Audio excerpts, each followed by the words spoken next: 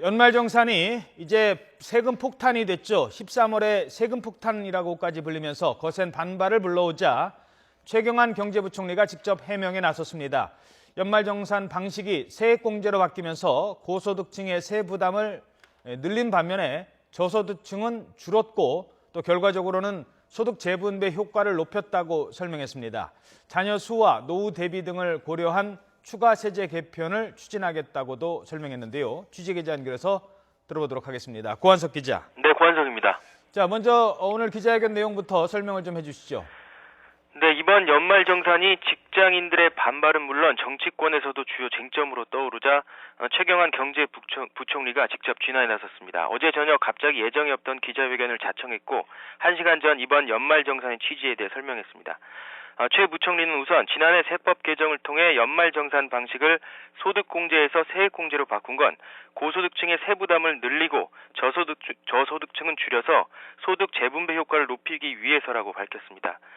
실제 2억 원 이상 고소득자가 교육비 300만 원을 공제받을 경우 소득공제로 하면 세금 부담이 114만 원 줄지만 세액공제로 하면 45만 원 감소하는 데 그친다는 겁니다. 이런 방식으로 연소득 7천만 원이 넘는 상위 10% 근로자 160만 명은 세부담이 1조 3천억 원 증가하는 것으로 나타납니다. 또 5,500만 원에서 7천만 원 이하 100만 명은 평균 2, 3만 원씩 늘어서 세금 부담이 모두 260억 원 늘어납니다. 반면 연소득 5,500만 원 이하 근로자 1,300만 명의 세부담은 4,600억 원 줄어든다고 최 부총리는 설명했습니다. 최 부총리는 이처럼 고소득층에서 추가로 거둔 세금을 저소득층을 위한 자녀 양육 지원과 근로장려금으로 쓰겠다고 강조했습니다. 당초 정부 설명과는 달리 연소득 5,500만 원 이하에서 세금 부담이 발생한 것에 대해서는 부양 가족 수와 공제 항목 등이 개인별로 달라 불가피했다고 설명했습니다. 최 부총리는 또 이번 연말 정산의 문제점을 보완해 자녀 수, 노후 대비 등을 감안한 세제 개편 방안을 적극 검토하고 올해 안으로 추가 세액을 나눠내는 방안도 추진하겠다고 말했습니다. 그러나 법 개정 사안이라 국회 논의가 필요하기 때문에 올해 안으로 공제 항목이 바뀌거나 분납이 가능해질 가능성은 낮아 보입니다. 자, 이렇게 경제부총리가 직접 나서서 해명을 했습니다만 납세자들의 반발이 그렇다고 쉽게 가라앉지는 않는 분위기라고요.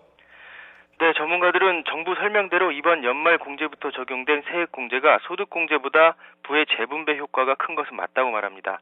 그러나 세부담이 없을 거라던 연소득 5,500만 원 이하에서도 세금을 더 내야 하는 사례가 속출하는 데다 중산층의 경우 가뜩이나 소득이 늘지 않는데 오히려 세금 부담이 가중되면서 강한 반발이 일어나고 있다고 분석했습니다. 특히 법인세와의 형평성 문제까지 불거지면서 기업은 봐주고 샐러리맨들에게만 세금을 더 물린다는 비판까지 거세게 일고 있습니다. 실제 지난해 1월부터 10월까지 정부가 걷어들인 소득세는 전년도인 2013년보다 3조 9천억 원 늘었지만 법인세는 오히려 7천억 원 줄었습니다. 올해 예산안을 봐도 소득세 예상 세수 규모는 57조 4,900억 원으로 MB정부 마지막 해인 2012년 소득세 실적 45조 7,600억 원에 비해 25.6% 늘려잡았습니다. 경기를 살린다며 기업은 봐주고 국민들에게만 증세를 했다는 지적이 나오고 있는 상황입니다. 지금까지 기획재정부에서 YTN 고한석입니다.